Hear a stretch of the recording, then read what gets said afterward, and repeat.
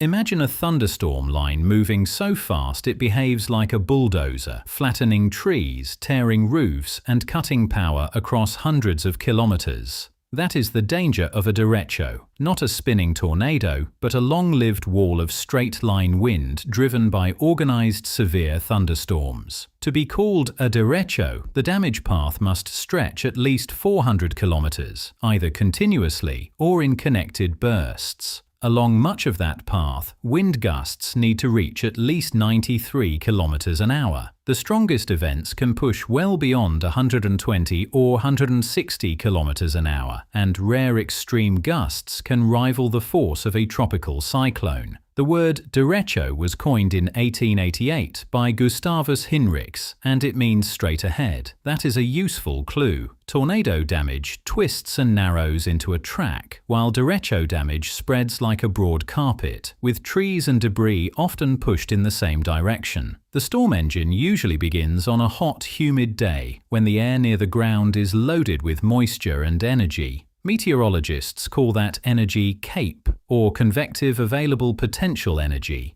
If a trough, front, or other trigger lifts that air, towering cumulonimbus clouds can explode upward. One storm is not enough. For a derecho, clusters of thunderstorms must merge into a larger system called a mesoscale convective system. This is where wind shear becomes crucial. When winds change speed or direction with height, the storm updrafts tilt, so rain does not simply fall back into the inflow and choke the storm. As rain and ice fall through drier air, some of it evaporates. That evaporation cools the air, making it denser. The cold air plunges to the ground as a downburst, then spreads out as a gust front. When many downbursts merge, they create a powerful cold pool, like a shallow dome of heavy air racing along the surface.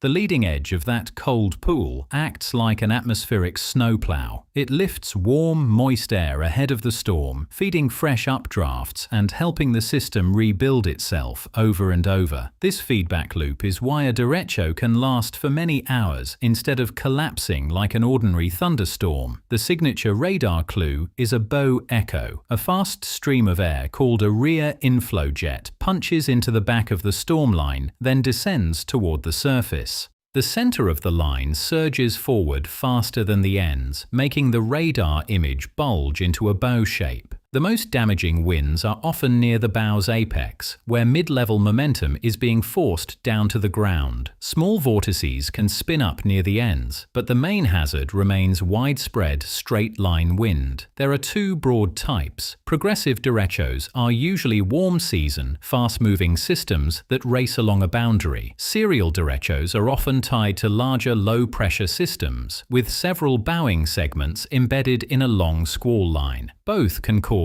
enormous damage. Australia can experience the same physics, even if warnings often use terms like severe squall line or convective windstorm. During the warmer months, inland heat, tropical moisture, troughs, and strong upper winds can organize storms into long, damaging lines. The key safety message is simple. Do not wait to see rotation. If a severe thunderstorm warning mentions destructive winds, move indoors, stay away from windows, and treat the approaching shelf cloud as a sign that the wind machine may already be arriving.